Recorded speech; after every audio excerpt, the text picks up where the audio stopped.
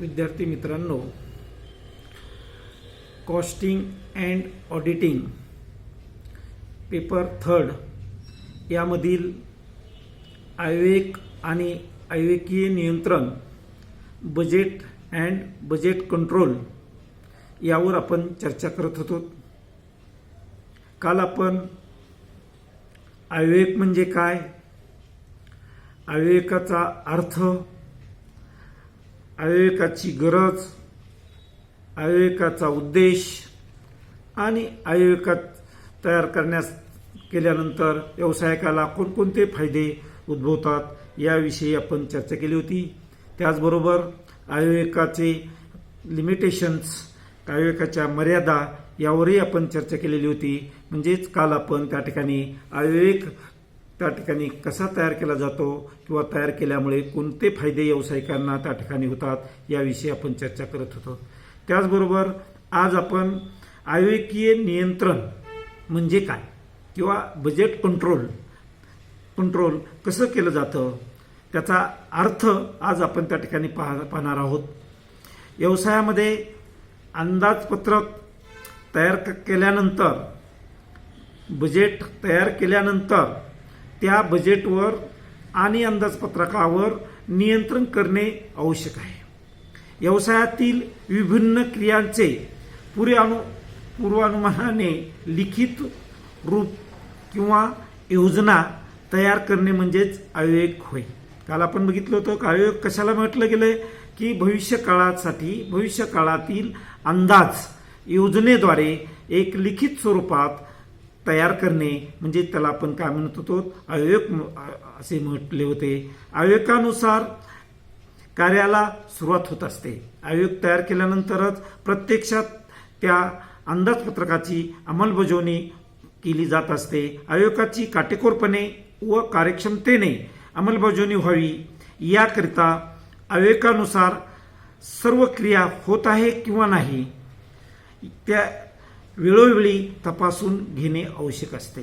कारण आपण अंदाजपत्रक तयार केलेलं आहे, परंतु त्याची अंमलबजावणी व्यवस्थित त्या ठिकाणी केली जाते किंवा नाही, त्या योजनेचं तंतोतंत पालन केलं जाते की नाही हेही पाहणं आपलं त्या ठिकाणी कर्तव्य ठरत असतं. आयव्यकात व्यक्त केलेली किंवा दर्शविण्यात आलेली योजना प्रत्यक्षात दिसून येणारे वास्तविक परिणाम याची तुलना त्या ठिकाणी करण्याच्या क्रियेला आपण त्या ठिकाणी काय म्हणतो, नियंत्रण असं म्हणतो. म्हणजेच अंमलबजावणी करण्यापूर्वी योजना तयार केल्यानंतर प्रत्यक्षात ज्यावेळेस त्या अंमलबजावणी करणार आहोत, अंदाजपत्रकाची अंमलबजावणी करणार आहोत आणि त्याचा परिणाम व्यावसायिकाला त्या ठिकाणी दिसणार आहे, त्याची तुलना केल्यानंतर आपल्याला त्या ठिकाणी त्याच्यावर नियंत्रण कितपत आहे याविषयीचा अंदाज येतो. म्हणजेच उद्दिष्ट, आयव्यकावरून व्यक्त केलेले अंदाज व प्रत्यक्षात दिसलेले परिणाम यामधील अंतर शोधून काढणे हे प्रमुख त्या ठिकाणी आयव्यक नियंत्रणाचा उद्देश आपल्याला त्या ठिकाणी दिसून येतो. आयव्यकीय नियंत्रणाचा अर्थ जर आपण घेतला तर आपल्या लक्षात येईल की आयव्यक नियंत्रण ही एक प्रबंधन आणि लेखाक्रमाची एक पद्धती आहे, जिच्यात प्रत्येक उत्पादन कार्य, विक्री आणि उत्पादनाची मात्रा यासाठी उचित समन्वयापूर्वी अनुमान लावले जाते आणि उत्पादन कार्य संपल्यावर वास्तविक खर्चाची आयव्ययातील खर्चाची तुलना केली जाते. म्हणजेच व्यावसायिकाला त्या ठिकाणी कोणकोणते उत्पन्न आहेत, व्यवसायाचे उत्पन्नाचे मार्ग कोणते आहेत, खर्च त्या ठिकाणी व्यवसायात कितपत त्या ठिकाणी होणार आहे याविषयीची एक योजना तयार केलेली असते, एक अंदाजपत्रक तयार केलेले असतात आणि प्रत्यक्षात जेव्हा केव्हा त्या ठिकाणी अंदाजपत्रकाची अंमलबजावणी केली जाईल त्यावेळेस प्रत्यक्ष उत्पन्न किती आपल्याला त्या ठिकाणी निघालेलं आहे, खर्च किती झालेला आहे, अंदाजित केलेला खर्च आणि प्रत्यक्षात आलेला खर्च याची तुलना केल्यानंतर आपल्याला त्या ठिकाणी अंदाजपत्रकावरील नियंत्रण आपलं कितपत यशस्वी झालेलं आहे हे याविषयीची माहिती आपल्याला त्या ठिकाणी मिळत असते. म्हणजेच अयव्यकीय नियंत्रणात आयव्यक आणि अयव्यक अहवाल याचा प्रयोग अपेक्षित असतो. त्यात उद्दिष्ट आणि लक्ष्य यानुसार दैनंदिन कार्यसंकल्पनाचे समन्वय आणि मूल्यांकन आणि नियंत्रण केले जात असतात. म्हणून त्यावरील व्याख्येवरून आपल्याला त्या ठिकाणी व्याख्येवरून नियंत्रणासंबंधीची माहिती आपल्याला त्या ठिकाणी स्पष्ट जाणवेल. म्हणजेच अविवेकीय नियंत्रण ही एक खर्चाची एक पद्धती आहे. खर्च त्या ठिकाणी किती नियंत्रित केलेला आहे, खर्च त्या ठिकाणी आपल्याला नियंत्रित करणं शक्य होत आहे का नाही हे पाहण्याची एक पद्धती आहे. त्याचबरोबर खर्चाची प्रत्यक्ष खर्च आणि अंदाजित केलेला खर्च याची त्या ठिकाणी तुलना करता येते. प्रबंधकीय आणि व्यवस्थापकीय कार्यक्षमतेने त्या ठिकाणी कार्य पार पाडले जात असते. त्याचबरोबर अविवेकीय नियंत्रणाचा उद्देश जर आपण बघितला तर आपल्या लक्षात येईल की अविवेकीय यंत्रणेचा उद्देश व्यवसायाचे पूर्वनियोजित इष्टांक गाठण्यासाठी सर्व प्रबंधकीय क्रियावर नियंत्रण ठेवणे हा एक प्रमुख उद्देश त्या ठिकाणी अविवेक नियंत्रणाचा असतो. त्याचबरोबर प्रत्यक्ष आणि अप्रत्यक्ष खर्चाचे नियंत्रण करणे हाही दुसरा उद्देश आपल्याला त्या ठिकाणी सांगता येईल. वेळोवेळी उत्पादनाची आवश्यक असलेल्या मार्गाची आणि मात्रेची निश्चिती करता येते. नियंत्रण जर त्या ठिकाणी असेल तर आपल्याला त्या ठिकाणी उत्पन्न किती मिळालेलं आहे, उत्पन्नापासून आपल्याला किती नफा मिळू शकतो, खर्च किती होऊ शकतो याची माहिती आपल्याला त्या ठिकाणी मिळत असते. म्हणून त्या ठिकाणी अविवेकीय नियंत्रणामुळे प्रबंधकास आणि व्यवस्थापकास त्या ठिकाणी सहकार्यच त्या ठिकाणी मिळत असते. म्हणजे सहकार्य त्या ठिकाणी निर्माण होते. विभाग प्रमुखांना चे दायित्व निर्धारित करणे हाही एक अविवेकीय नियंत्रणाचा उद्देश त्या ठिकाणी सांगता येईल. विभागीय प्रबंधकांना नियोजन आणि नीती निर्धारात मदत करणे हा अविवेकाचा त्या ठिकाणी नियंत्रणाचा उद्देश आपल्याला सांगता येईल. आपण अविवेक तयार केल्यानंतर अविवेकाची परिणाम त्या ठिकाणी कसा दिसून आला किंवा परिणामानुसार त्या ठिकाणी परिणामकारक अविवेक कसा तयार केला पाहिजे याच्यासाठी आपल्याला त्या ठिकाणी पूर्वनियोजित अशा काही बाबी त्या ठिकाणी स्पष्ट केल्या पाहिजेत. किंवा जेव्हा केव्हा आपल्याला अविवेक तयार करताना आपल्याला काही गोष्टीची काही बाबींची सातत्याने विचार करावा लागत असतो. अविवेक तयार करण्यासाठी परिणामकारक होण्यासाठी किंवा यशस्वी होण्यासाठी पुढील बाबीचा विचार करणं आवश्यक आहे. त्या दृष्टीने आपण त्या ठिकाणी अविवेक तयार करताना प्रथमतः आपण त्या ठिकाणी उद्दिष्टाची निश्चिती त्या ठिकाणी केली पाहिजे की अविवेक ज्यावेळेस तयार करायचा आहे त्यावेळेस आपलं उद्दिष्ट कोणते असू शकते, कोणत्या उद्दिष्टानुसार आपल्याला अविवेक तयार करायचा आहे याची माहिती आपल्याकडे असली पाहिजे. त्याचबरोबर अंदाजपत्रकाचा निर्धारित कालावधी, अंदाजपत्रक जेव्हा आपण तयार करणार आहोत ते किती कालावधीसाठी आहे त्याचा कालमर्यादा आपण त्या ठिकाणी स्पष्ट केली पाहिजे. त्याचबरोबर परिस्थितीचा आढावा हेही आपण त्या ठिकाणी पाहिले पाहिजे की परिस्थिती कशी आहे, गत वर्षीची परिस्थिती, वर्तमान काळातील परिस्थिती आणि भविष्य काळातील परिस्थिती या परिस्थितीचाही आढावा आपण त्या ठिकाणी घेणं आवश्यक आहे. ही बाब आपण लक्षात ठेवली पाहिजे. त्याचबरोबर मागील वर्षीचा अंदाज की व्यवसायाचा मागील वर्षीचा अंदाज कसा होता, मागील वर्षी व्यवसायाला कोणकोणत्या समस्या निर्माण झाल्या होत्या, व्यवसाय कोणकोणत्या सुस्थितीत त्या ठिकाणी आला होता, कोणत्या वेळी आला होता याविषयीची माहिती आपल्याकडे असणं आवश्यक आहे. त्याशिवाय आपल्याला परिणामकारक असा अविवेक तयार करता येणे शक्य नाहीये. त्याचबरोबर सुसंघटित व्यवस्थापकीय यंत्रणा, जी काही कर्मचारी आहेत, जे काही यंत्रणा आहे ती यंत्रणा ही सुद्धा सुसंघटित अशी असली पाहिजे, इफेक्टिव्ह असली पाहिजे. ज्या कर्मचाऱ्याच्या कार्यक्षमतेचा परिणामही त्या ठिकाणी अंदाजपत्रकावर होत असतो. त्याचबरोबर प्रमुख घटकांचा काही विचार आपण त्या ठिकाणी केला पाहिजे. अंदाजपत्रकामध्ये अधिकाऱ्याची नियुक्ती कर्तव्यदक्ष असे अधिकारीही त्या ठिकाणी नियुक्त केले पाहिजेत की ज्या कर्तव्यदक्ष अधिकाऱ्यामुळे त्या ठिकाणी अंदाजपत्रक परिणामकारक त्या ठिकाणी निर्माण होण्यास मदत होईल. अंदाजपत्रक तयार करताना त्याचबरोबर त्या ठिकाणी ताठर भूमिका, ही भूमिका ही अशी ताठर असता कामा नये, ती भूमिका लवचिक असली पाहिजे की त्यामुळे या बाबीमुळे आपल्याला त्या ठिकाणी परिणामकारक असा अवयव त्या ठिकाणी तयार करणे शक्य होईल.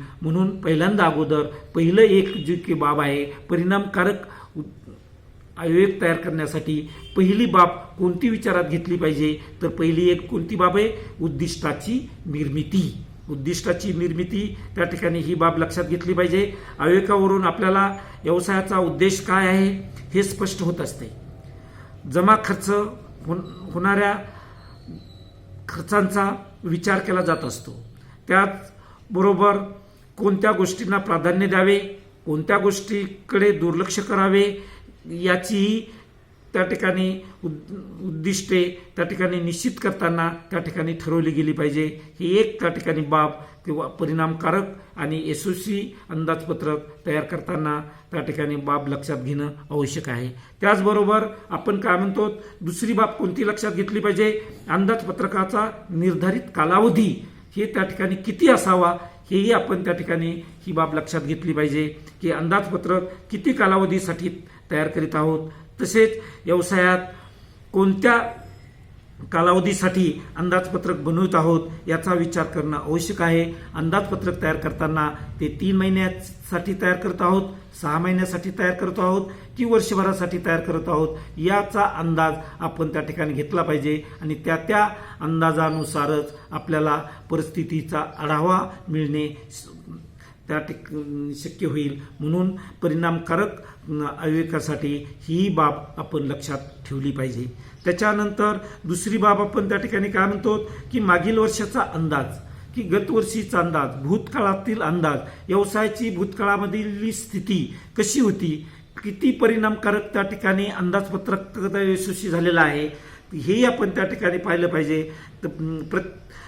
जसा प्रत्यक्ष झालेला खर्च महत्त्वाचा असतो त्याचप्रमाणे मागील वर्षी केलेला फरकाचे विश्लेषण सुद्धा त्या ठिकाणी इफेक्टिव्ह असतात. म्हणून गेतवर्षीच्या कोणत्या समस्या निर्माण झाल्या होत्या, त्या समस्या कशा रीतीने सोडवण्यात आल्या होत्या आणि भविष्यामध्ये अजून समस्या कशा निर्माण होतील याचा अंदाज घेण्यासाठी त्या ठिकाणी मागील वर्षाचा अंदाज किंवा मागील वर्षाचा व्यवसायाची स्थिती जाणून घेणं आवश्यक आहे. ही बाब आपण परिणामकारक अवयव तयार करताना लक्षात ठेवली पाहिजे. त्यानंतर व्यवसायामध्ये प्रामुख्याने व्यवसाय चालवण्यासाठी जी यंत्रणा असते ती यंत्रणा सुसंघटित असली पाहिजे, कार्यक्षम असली पाहिजे. ज्या क्षमतेने त्या ठिकाणी कर्मचारी काम करतात तिची कार्यक्षमता लक्षात घेऊनच अंदाजपत्रक तयार केलं पाहिजे.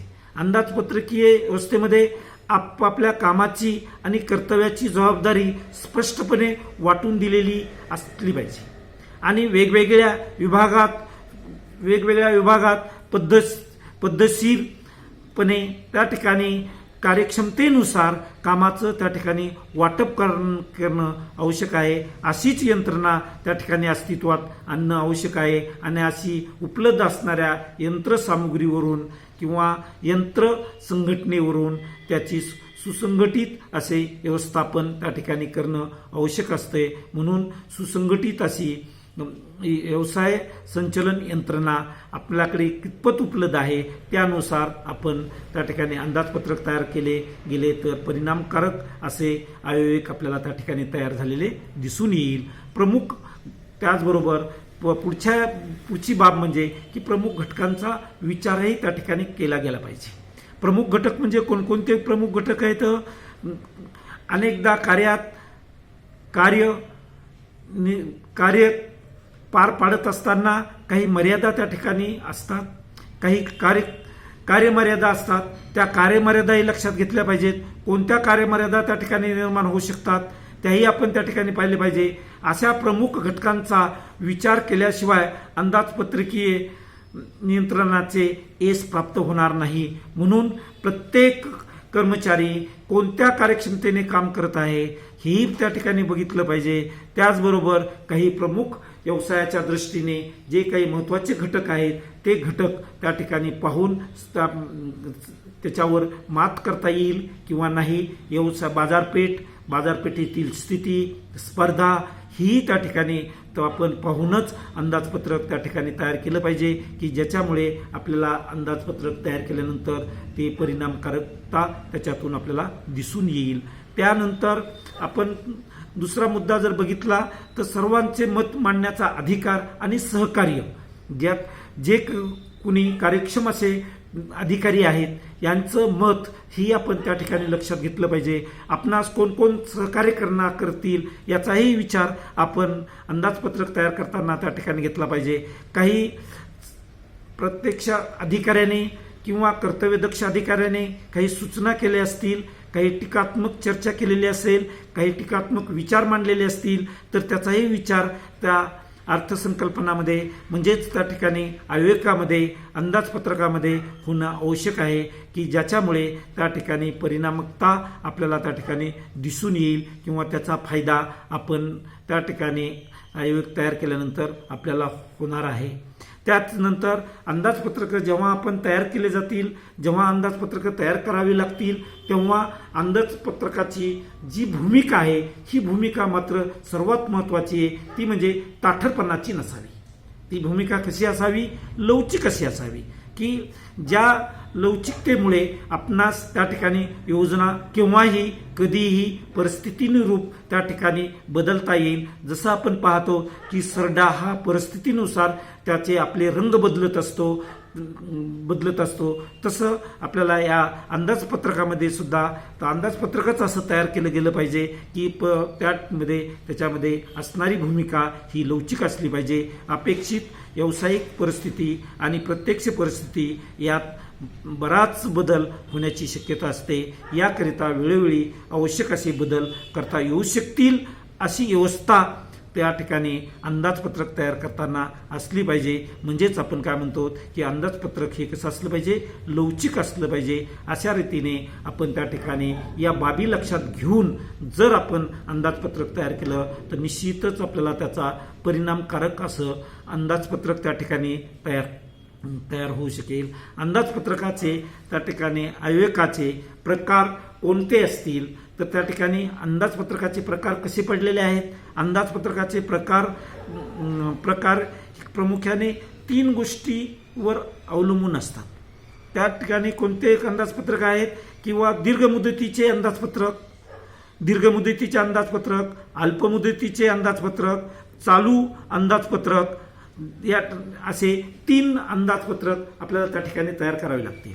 म्हणजेच त्या ठिकाणी दीर्घ कालावधीपर्यंत जर आपलं अस्तित्व असेल तर दीर्घ कालावधीपर्यंतचे हे अंदाजपत्रक आपल्याला त्या ठिकाणी तयार करावं लागेल.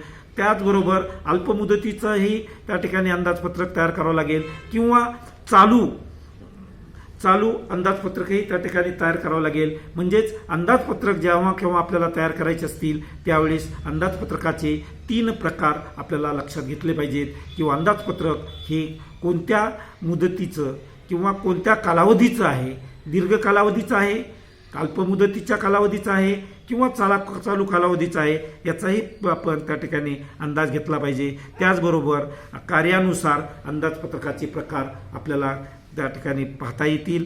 तर कार्यानुसार अंदाजपत्रक तयार करताना त्या ठिकाणी एक विक्री अंदाजपत्रक, त्याच्यानंतर रोख अंदाजपत्रक असे अनेक अंदाजपत्रक त्या ठिकाणी आपल्याला तयार करावे लागणार आहेत.